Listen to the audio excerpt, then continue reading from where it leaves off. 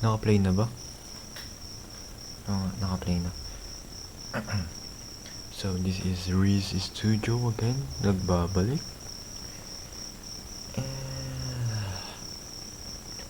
Habol. OJT bukas. Malalang babol. Napakaraming module. Ayan. Meron pa dun. Meron pa doon sa green envelope. Pero di bale na. Okay lang yun. Basta pasado. Ano? Okay lang. Ang hirap maging tamad. Ang hirap maging tamad.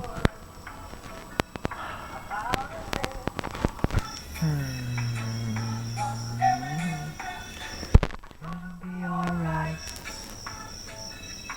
Little things. Little things. Dami kong yabon. OGT pa bukas. Kita-kits. Ayan. Dami. Ayan. So, bukas na lang. 1, 2, teka. Teka.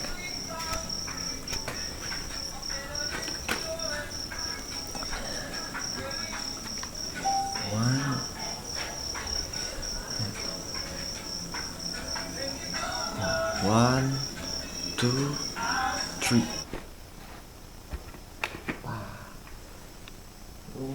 So, nakadamit na tayo. Nakabihis na tayo. And let's go sa OJT. Good luck sa atin. So, nandito na tayo sa school. At iniintay na lang natin yung kasama natin. Iniintay na lang yung kasama natin. Tagal nila.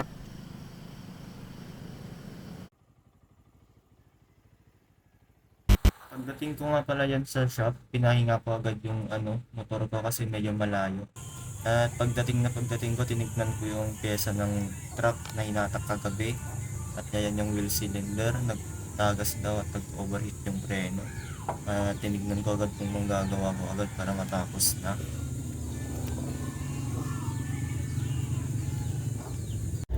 Honda FD guys!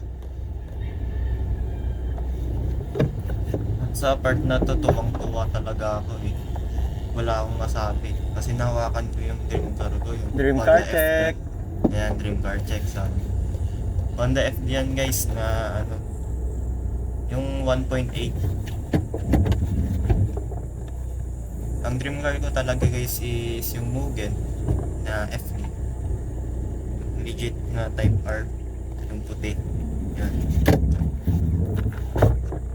Yan, so alib na alib talaga kami, nanginginig pa kami yan na talagang ibang iba yung pakiramdam na hawak-hawak ko.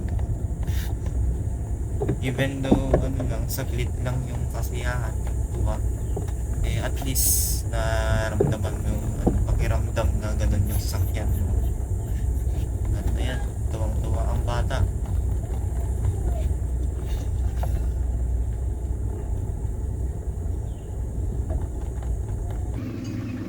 At ayan, makikita nyo 1.8 lang siya kasi logo. At eto, kain, tanghalian. Tapos, tinawag agad kami kasi may Everest na sliding ang clutch. So, hinatak agad.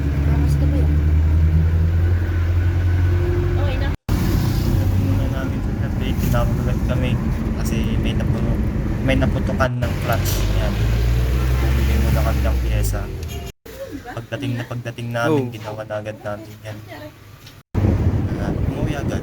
Ay hindi pala, naghanap ulit ng pyesa. Kasi magkapon na. At ayan, naayos na. At nag-big na kami sa oras na to. 5:50 to. So, At 6:01 may biglang dumating. Ayan. Di natadungan. Naman na yan, ginagawa agad. Kasi gabi na. Paskan? Bas ka yan? Una ko. Sa oras na to, alas 7 na yan, kaya nagpaalam ako sa Oh, ingat. Tinanong ko kung ano, natatapos na ba, kaya nauna na ako. Ayan, mga alas 8 sa bahay na. Yan is second week ata ng OJT. And ito yung last day namin. May konting salo-saluhan lang para sa last naming pagkikita na is OJT. So, pagkatapos ng OJT, ayan, sumakay kami sa Taking Innova. Ayan, shout out sa mamang driver at conductor na nagpapakap. At ayan, KDPP So, yan. para sa NC2 at ito yung assessment sa NC1.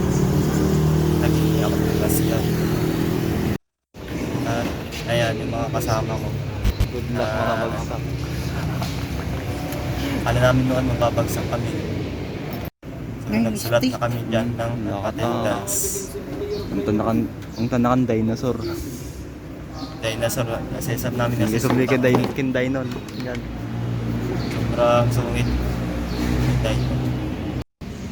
At ayan, sa ano na kami pilaan ng interview. Sobrang kabalo namin yan. Ngayon, rinig na rinig yung sungit, no? Ay, sawali sa. Mga bagsak. Ayan, Pressure na kami dito bagsak guys. na bagsak yung kabanan. Sorry. Dun sa part na to ay na-announce na yung result.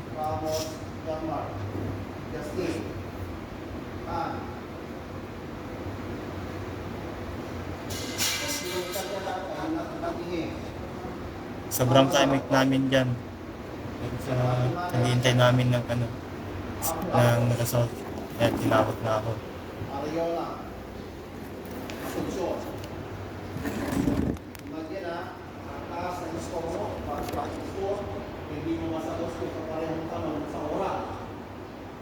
Sobrang kabado ko yan. At nung nakikita ko, competent na guys. Pasado.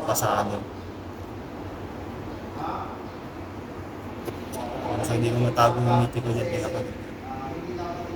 Pasado guys. Pasado.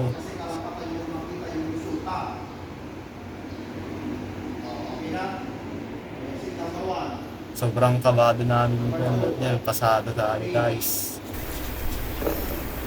At after ng assessment, a few weeks, graduate na tayo as NCM with a lot of awards. Sumunod na araw, diretso na agad sa Baguio to celebrate yung graduation. And no need to celebrate na sana kasi kompleto pamilya. Nandun yung daddy ko, mami ko, at ako. As well yung mga pinsan ko sa Isabela, pinsan ko sa Abra, kompleto silang lahat. At ito nga pala yung bahay na tinirahan namin nung isang araw lang. Ayan, so napakaraming hagdan. At ito doon sa Stone Kingdom. Ayan, sobrang hamog.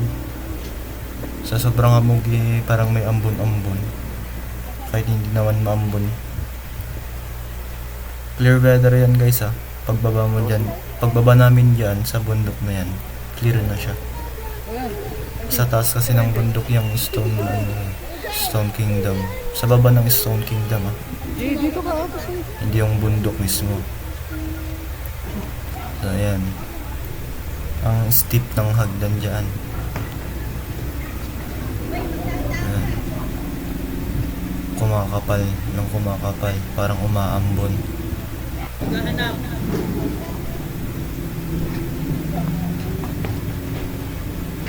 Yan, sobrang kapal eh.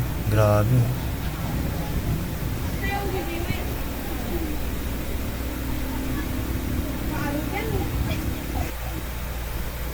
Ayan, habang bumababa kami, pa-clear ng pa-clear. Kasi yung fog nasa taas lang.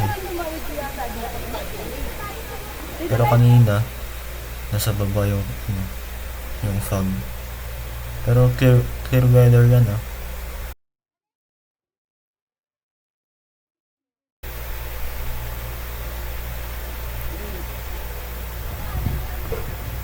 So clear weather na dyan. Hindi na siya mahamog. Hindi rin naman siya maulan. At ito, tamang tambay-tambay lang habang nagpipicture ang pamilya. At ayan yung aking tito na di ko alam kung anong problema niya.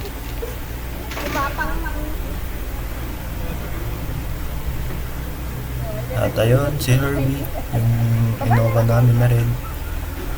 Napakaangas, napakabilis, napakalakas. Ayan, pagpapakalalim ko dyan. Pumunta kami dun sa Mice View. Nandyan yung mga Bango? At syempre, yan, napakaganda kong jowa. Mahal na mahal ko yan kahit matampungin. So, ayan. Wala akong masabi kundi sobrang nag-enjoy ako kasama siya at nakumpleto yung buong celebration. At ito, kumakain ako ng vegetable salad. Yung naging complaint ng sila po.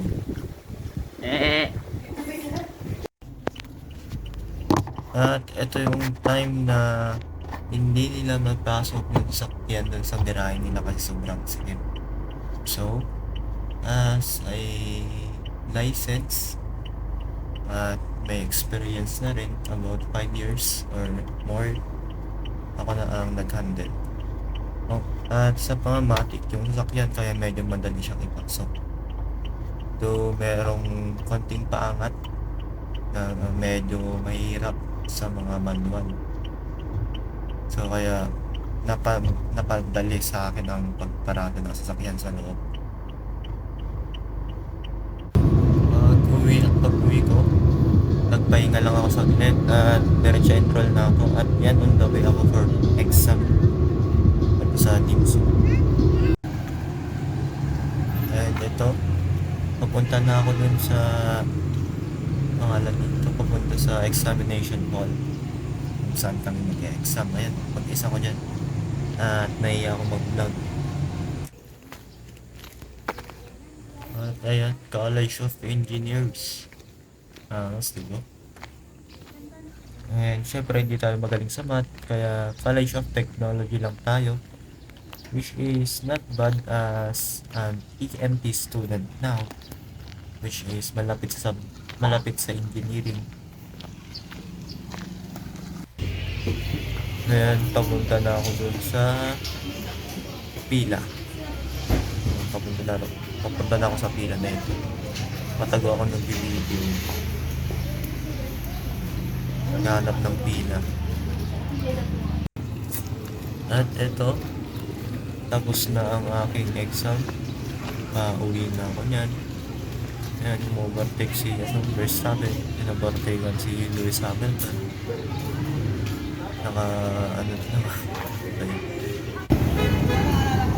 Ito, naghihintay na ako ng nagsasaktinan ko. Nasa labas na ako mismo, nag-tips. Ayan.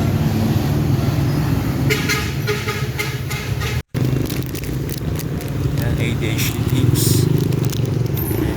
Habang ginagawa ko daw, may napansin ako magandang sa kanya. Ibutin. At eto, second day, papunta na ako sa EMT building. Daming requirements, boy. Hirap pala sa college. Wala pang fixer. For enrollment. Ang dami pa lang kailangan. Kanina pa ako pabalik-balik Di ba pwedeng pag-isay na lang? Balik ako ng balik So, ito yung last day, which is, ang gagawin ko na lang is assessment. At after that, enrollment or enrolled. Magbabayad na lang and enrolled. So wala akong magawa. Sabi nila is ang enrollment pa lang daw is Wednesday. Ngayon ay Monday. So hanapin natin yung barkada natin. Dito pala ako sa San Fernando ngayon.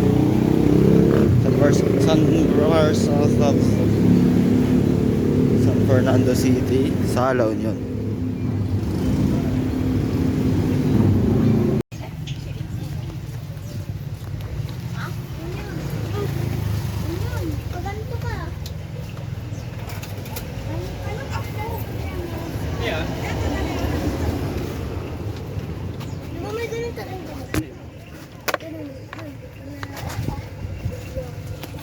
Isang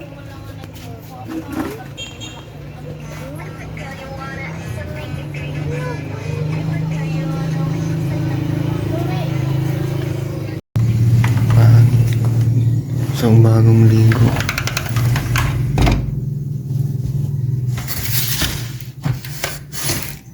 Bagong linggo. Pumunta sa enrollment. Ayan, nakabihis na.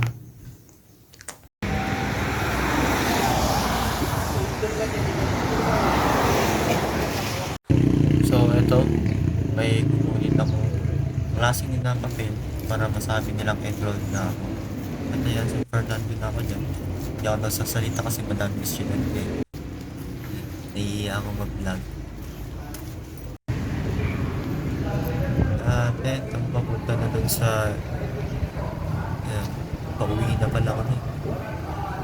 Result lang kinuha ko pala dyan. Yung result ng enrollment kung maka-enroll ako. Eh.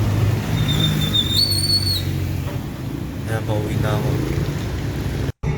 At masaya kasi we enrolled sa DIPSO. Ayan, so sa San Fernando po ako nag-aaral. Ayan, so, alam nyo na yan kung may building na ganyan.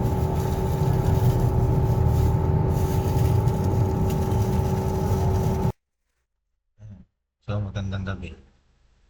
At ngayong araw is September 17 na. Yan. September 17. At yung unang pasok natin is ito. Ayan. 5 ng August. Hindi kita. Hindi responsive yung ano natin. Yung webcam natin. So, madami na akong medyo busy lang kasi talaga. Marami pa na yun.